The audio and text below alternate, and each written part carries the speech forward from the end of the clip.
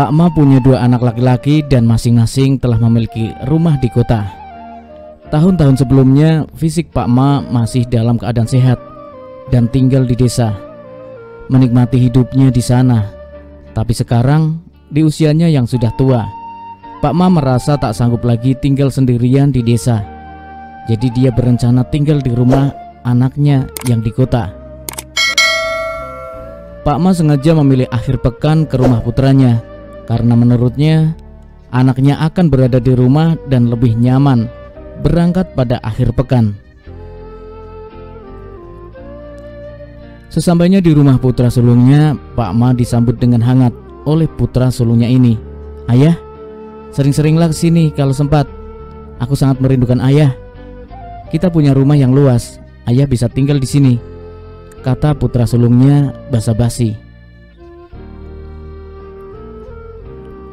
Mendengar kata manis anaknya, Pak Ma pun berpikir bahwa putra sulungnya itu ternyata anak yang soleh, menawarkan kepadanya untuk tinggal di rumahnya.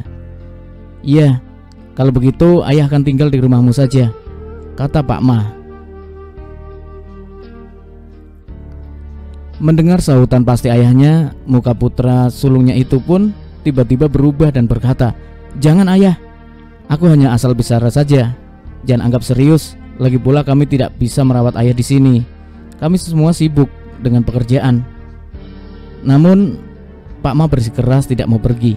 Putra sulungnya pun menjadi kesal. "Kenapa sih ayah begitu keras kepala? Sebaiknya ayah pulang saja atau tinggal di rumah adik saja. Bukankah ayah paling menyayanginya sejak kecil? Jadi suruh saja dia yang merawat ayah," cetus putra sulungnya kesal. Pak Ma tersentak seketika dan hatinya terasa sakit mendengar bentakan putra sulungnya yang mengusirnya dengan nada kasar. Kalau dipaksakan tetap tinggal di sana, maka dipastikan terjadi gesekan pada hari-hari mendatang. Akhirnya Pak Ma pun bersiap pergi dari rumah putra sulungnya itu.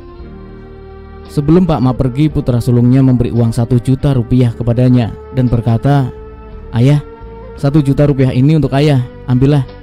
Jangan terlalu boros ya. Lihat betapa berbaktinya saya sama ayah," kata putra sulungnya basa-basi. Pak Ma hanya tersenyum dingin mendengar basa-basi putranya. Kemudian dia pergi ke rumah putra bungsunya.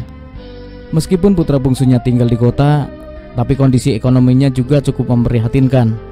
Rumahnya kecil sederhana, hanya dilengkapi dengan 1 kamar tidur dan 1 ruang tamu. Karena Pak Ma tahu dia tidak punya tempat untuk tidur, jadi dia pun tidak mau menyusahkan putra bungsunya. Tapi tak disangka, putra bungsunya bersikeras meminta Pak Ma untuk tinggal di rumahnya dan berkata, "Ayah, tinggallah di sini. Aku akan menjadi anak durhaka kalau membiarkan ayah tinggal sendirian di kampung. Ayah tinggal bersama kami, ayah bisa tidur di kamar kami, sementara aku, istri dan anak-anak bisa tinggal di ruang tamu. Tidak apa-apa ayah, semua itu tidak menjadi masalah bagi kami. Ayah tenang saja," kata putra bungsunya tulus. Pak Ma yang tak tega akhirnya tinggal di rumah putra bungsunya. Putra bungsu Pak Ma tercengang setelah kurang lebih setengah tahun merawat ayahnya di rumah, karena sebuah kejutan tiba-tiba menghampirinya. Malam itu Pak Ma mengambil buku tabungannya dan berkata kepada putra bungsunya, "Di sini ada sekitar 1,7 miliar rupiah. Pakailah uang ini untuk membeli 1 unit rumah yang lebih besar dan nyaman untuk keluargamu. Sisa uangnya kamu gunakanlah untuk sekeluarga.